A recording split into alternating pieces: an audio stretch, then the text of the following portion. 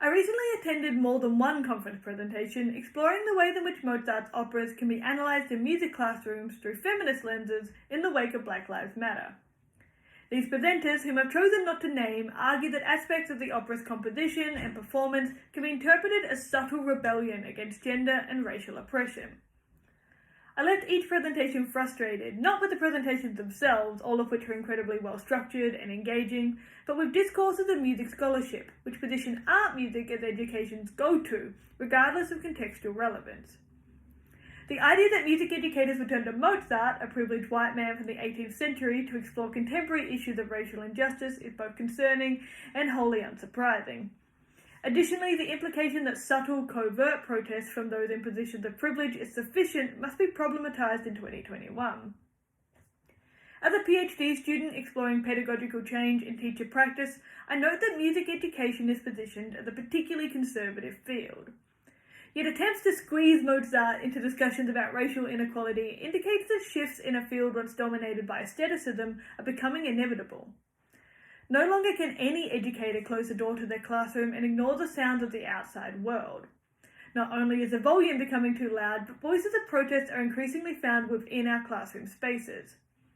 Young people are organising Black Lives Matter demonstrations, walking out of school to protest climate inaction, and using TikTok to encourage fellow students to buy out seats that will never be filled at conservative rallies.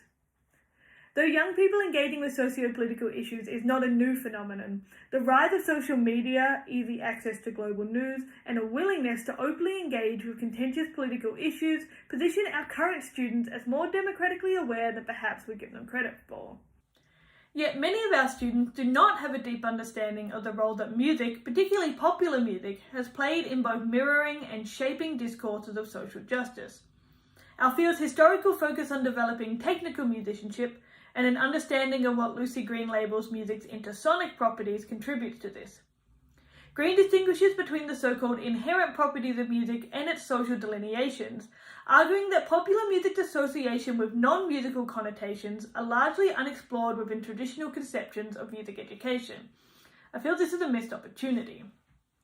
Richter's application of labelling theory posits that the ways in which students are labelled by others influences their self-perception. This label, he argues, influences the actions an individual considered to be possible or thinkable. As explored earlier, our students are actively and creatively looking for ways to have their voices heard in a governmental system which often disenfranchises those too young to vote. However, the label of student or young person may lead to cohorts feeling as if their voices are unsolicited within the democratic process. Thus, the seeking of alternative labels which mediate student status is noted in school-age teenagers. I argue that an exploration of how those who hold the non-age-specific label of musician have incited both social and legal reform in the past may allow our young musicians to consider themselves capable of similar action. This affords young people a sense of power and agency essential to developing a disposition of an engaged democratic citizen. Further, an understanding of the role music plays within discourses of social change has the potential to foster a student's civic literacy. Morgan defines civic literacy as the knowledge and skills to participate effectively in civic life, through knowing how to stay informed, understanding governmental processes, and knowing how to exercise the rights and obligations of citizenship. And though this exact term is largely absent from scholarship surrounding music education, the concept that classroom music has the potential to foster dispositions associated with engaged democratic citizenry is not a new one.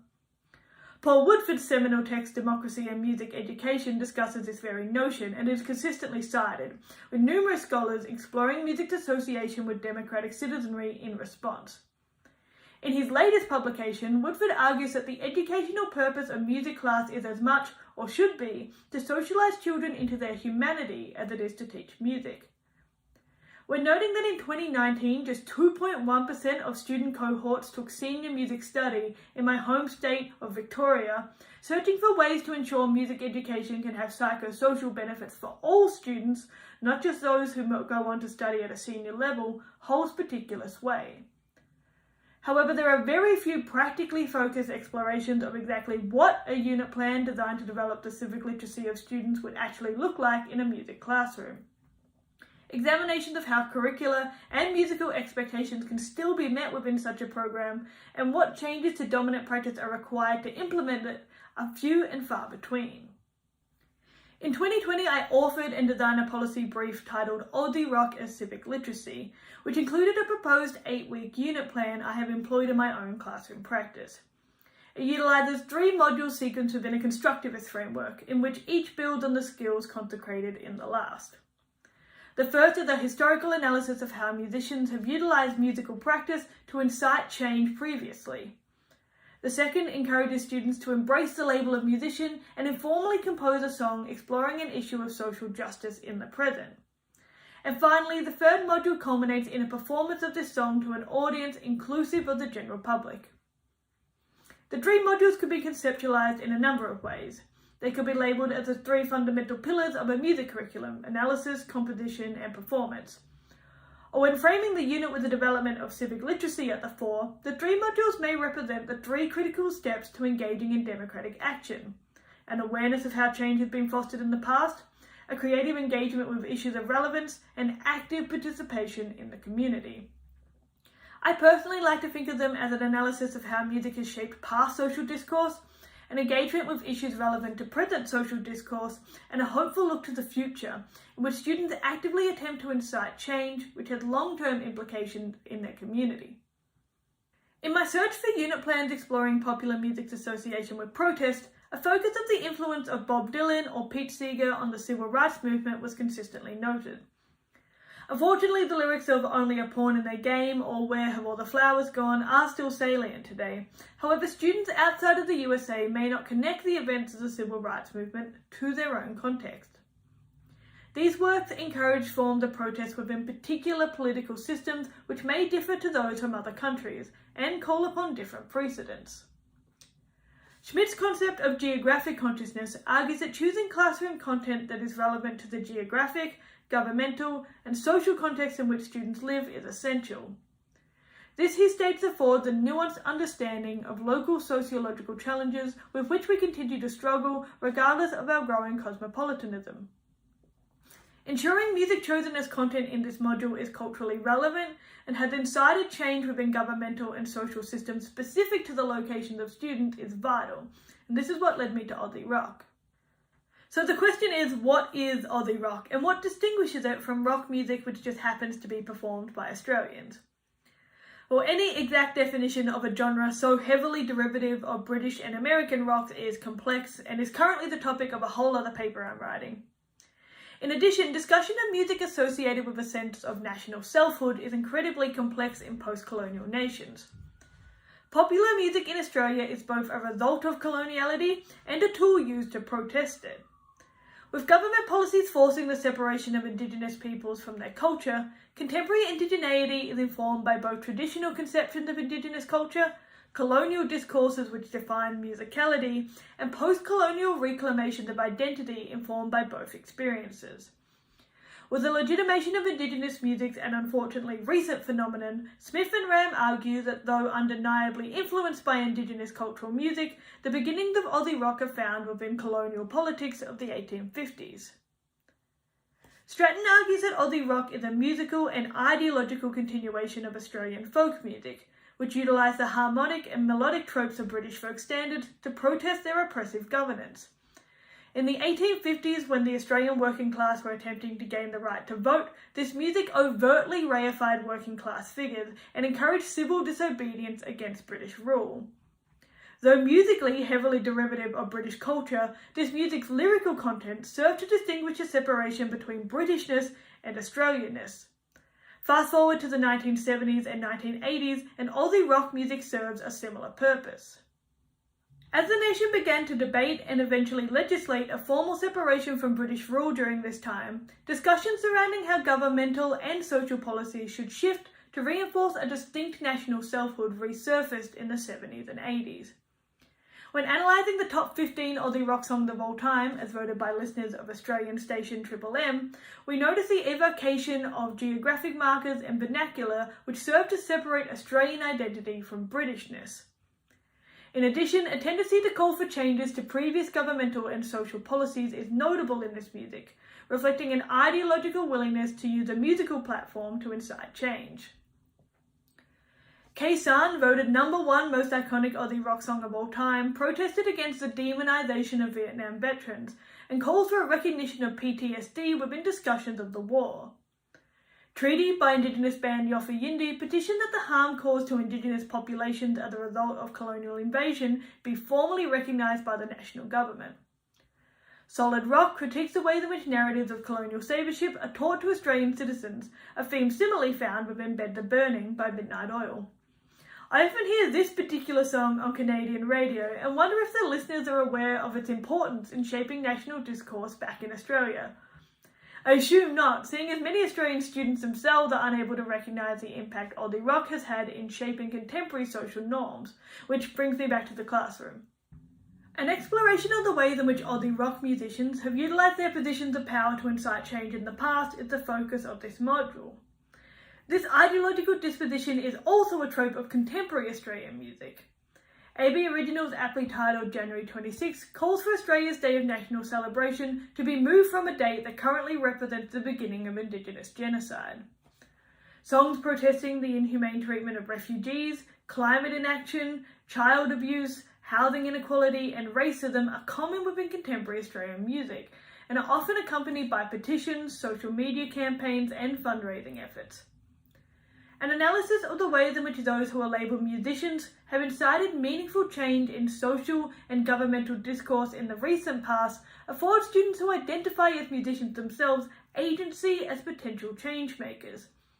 When juxtaposing this with the label of student, which may be considered disempowering, music education may be seen by cohorts of students as an avenue via which their opinions regarding issues they are passionate about can be amplified to inspire change. And this leads us nicely into Module 2. Music education has a tendency to look to the past when seeking content to incorporate within music classrooms, and Module 1 of this unit plan is no different.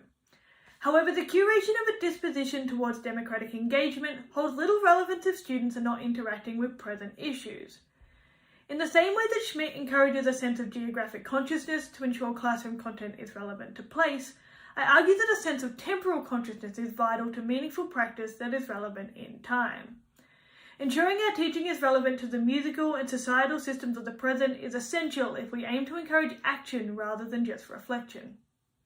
When exploring a genre which is more easily defined by ideological engagement rather than compositional choices, we note that contemporary works inspired by the values of Aussie rock incorporate tropes from various genres. The aim of this unit is not to encourage the composition of a work which fits within particular genre bounds, but rather to acknowledge that such differing categorizations may be connected via ideological themes.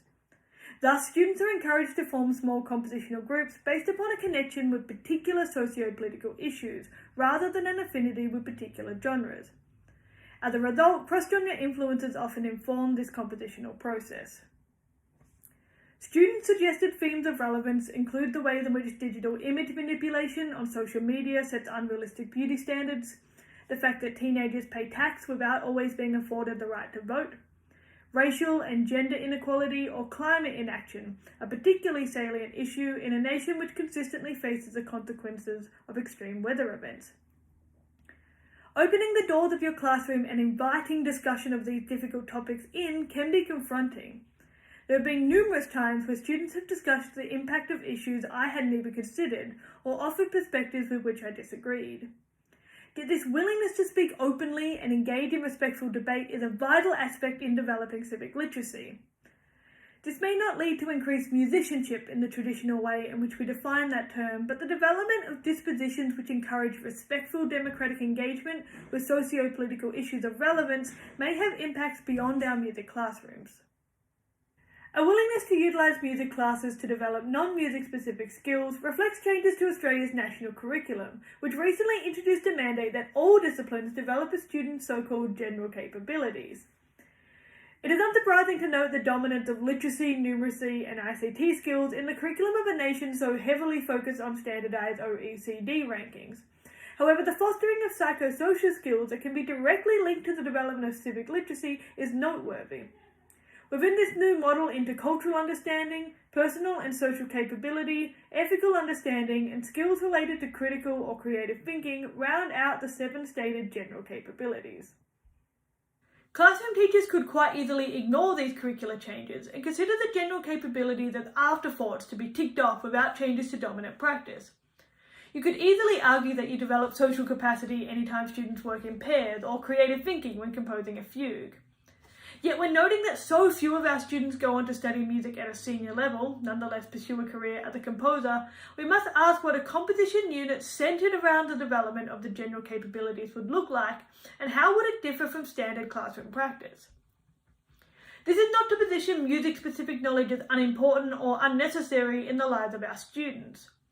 Rather, considering musical knowledge as a means through which psychosocial ends can be reached ensures music education is relevant to all students and can have an impact on communities outside of our field. An understanding of chord progressions is vital when writing a song which may amplify awareness of social justice issues. A knowledge of hooks in popular music is essential to holding the attention of audiences and allowing them to engage with that message meaningfully. This intentional and arguably utilitarian way of viewing songwriting is not intended to undermine the value or musicality of popular music. Rather, it affirms that composition serves a powerful societal purpose in addition to a purely musical one.